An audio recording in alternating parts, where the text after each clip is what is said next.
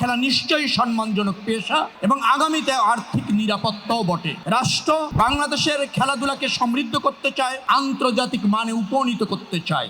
যে সমস্ত আগামী দিনের ক্রীড়া প্রতিভা সামনে উপস্থিত আছেন, পরিচিত হলাম। ফুটবল আছে, মার্শাল আর্ট আছে, ক্রিকেট আছে, কাবাডি আছে, সাঁতার আছে, ব্যাডমিন্টন আছে, অ্যাথলেটিক্স আছে, আবার একই খেলা মেয়েদেরাও আছে।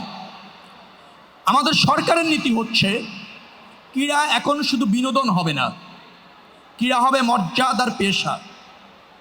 ক্রীড়াতে যারা যুক্ত থাকবে তারা দেশ এবং জাতির হয়ে কাজ করবে। রাষ্ট্র তাদের ধারণ করবে, লালন করবে, প্রতিষ্ঠিত করবে। তাদের মর্যাদা বৃদ্ধি পাবে, তাদের অর্থনৈতিক নিরাপত্তাও নিশ্চিত হবে।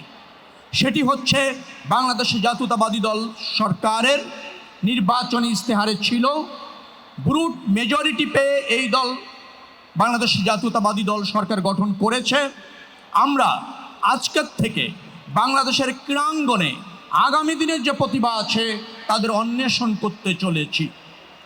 আমরা চাই আপনারা যারা ক্রীড়াঙ্গনের বিভিন্ন খেলার সাথে যুক্ত, আগামীতে তা আপনারা আন্তর্জাতিক পরিমণ্ডলে বাংলাদেশকে রিপ্রেজেন্ট করবেন।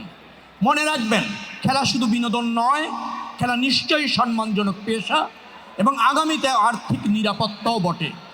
রাষ্ট্র বাংলাদেশের খেলাধুলাকে সমৃদ্ধ করতে চায়, আন্তর্জাতিক মানে উপনীত করতে চায়, যার ফলে সেই সম্ভাবনা একমাত্র যারা আজকে অনুষ্ঠানে উপস্থিত হয়েছিলেন, যারা খেলায় আগ্রহী, যে সমস্ত টিম এখানে উপস্থিত আছেন, তাদের শতভাগ পারফরমেন্সের উপরই নির্ভর করবে। আপনারা জাতির শ্রেষ্ঠ সন্তান, আপনারা জাতির গর্বিত সন্তান হবেন, বাবা মার গর্বিত সন্তান হবেন এবং এই রাষ্ট্র আপনাদেরকে লালন করবে, ধারণ করবে, প্রতিষ্ঠিত করবে। এই প্রত্যাশা রেখে খেলাধুলায় আবারও বেশি মনোযোগী হওয়ার আহ্বান জানিয়ে শেষ করছি। পাশাপাশি আজকের এই অনুষ্ঠানের আনুষ্ঠানিক উদ্বোধন ঘোষণা করছি। আল্লাহ হাফেজ। বাংলাদেশ জিন্দাবাদ।